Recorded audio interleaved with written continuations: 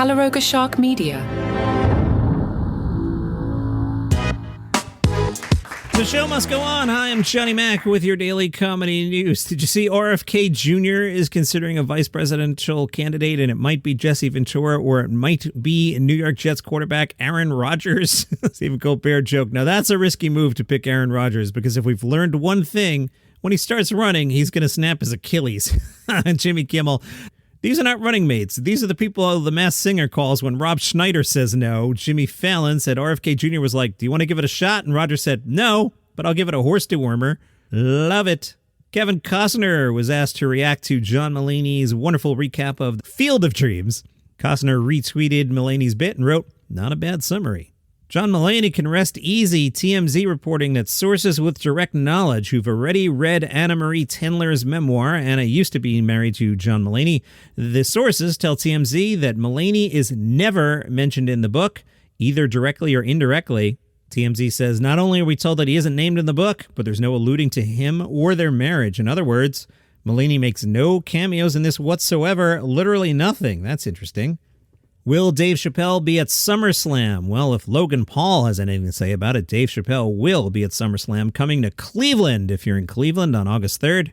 There's a rumor going around of people who could possibly be at SummerSlam. Dave Chappelle was one of those names. Cscoops.com, your home for comedy news, says a lot of people either sleep on Cleveland or they use the city as a punchline, one that has long lost its topical punch.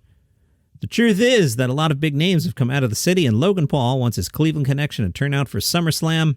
He's hoping Machine Gun Kelly will come, the Kelsey brothers, and also Dave Chappelle. He says, I want to bring my brother Jake Paul, I want MGK to be there, I want the Kelsey brothers to be there, I want it to be one of the biggest events Cleveland has ever seen, and hopefully I can get an opponent who I could bring the house down with. Oh, Dave Chappelle will absolutely be there. The Wall Street Journal recently profiled Kevin Hart and said Hart develops his routines orally. He forms observations and anecdotes from his conversations with a bunch of his friends.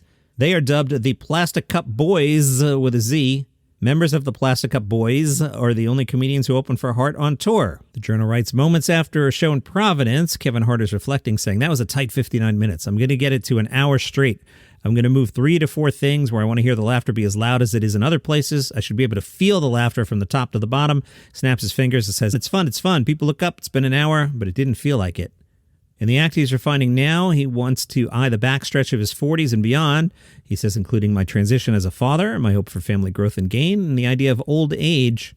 Hart's been touring this under the placeholder brand new material. There's talk of an official tour later this year, but he says instead of playing arenas, he might do mini residencies. Instead of 16,000 people a night, he'd play to roughly the same number during a half dozen shows over a weekend in a more intimate theater. That would be cool.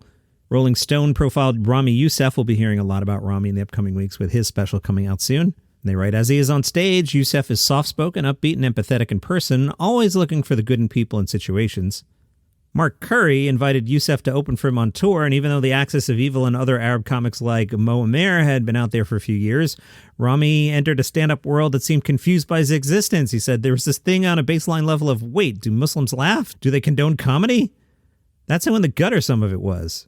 He addressed 9/11 and said, I don't even know that I fully realized how it affected my psychology. Being 11, 12, around that period, it took me a really long time to say, oh, wait. To cope, I tried to downplay it, but it affected every single thing my parents did, every decision they made. A lot changed afterward. They tried to hide some of it from us, but then you kind of start to realize, oh, you lost a lot of your friends. You lost some work opportunities. Our entire social circle shrunk. He tried turning the anti-Muslim sentiment to his professional advantage, auditioning early in his career for the kind of terrorist roles that had become ubiquitous over the previous decade. He didn't get them. They would go, oh, you're not scary enough. If there's one regret he has about the Hulu show, it's that he named it and the character after himself, inspiring people to confuse him with the guy he's playing.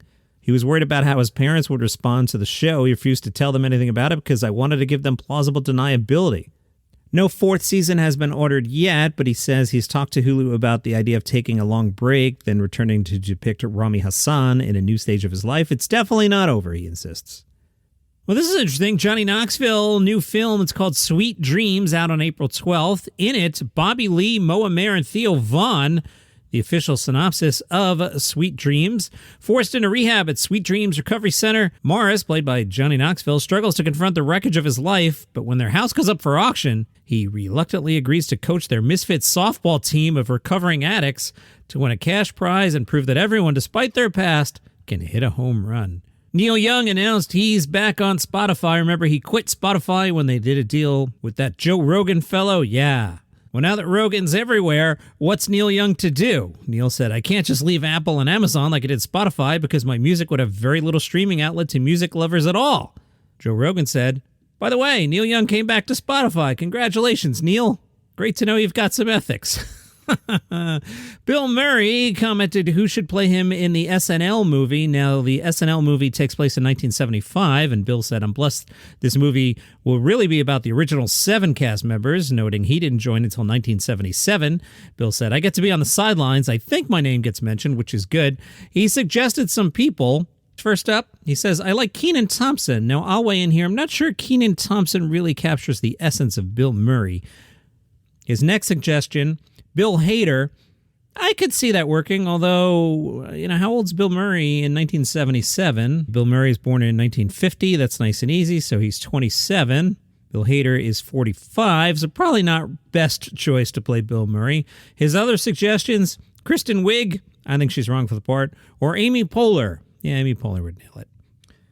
Bassem Youssef spoke to India Today. You're home for comedy news. He said traffic in New Delhi is Cairo multiplied by 1,000. He recalled his first visit to India, where he snuck out at 3 a.m. to see the sights. He wanted to see the Taj Mahal. His organizers wouldn't let him go out because they were worried with the traffic he wouldn't get back in time, so he snuck out. In 2014, Youssef snuck out of Egypt, not because of traffic, but because of jokes he had made against the Egyptian government. He's a heart surgeon turned comedian. I find him fascinating. I didn't know he was a heart surgeon. Anyway, of the story I just told you, he said, I sneaked out of Egypt. You think the Taj Palace can contain me?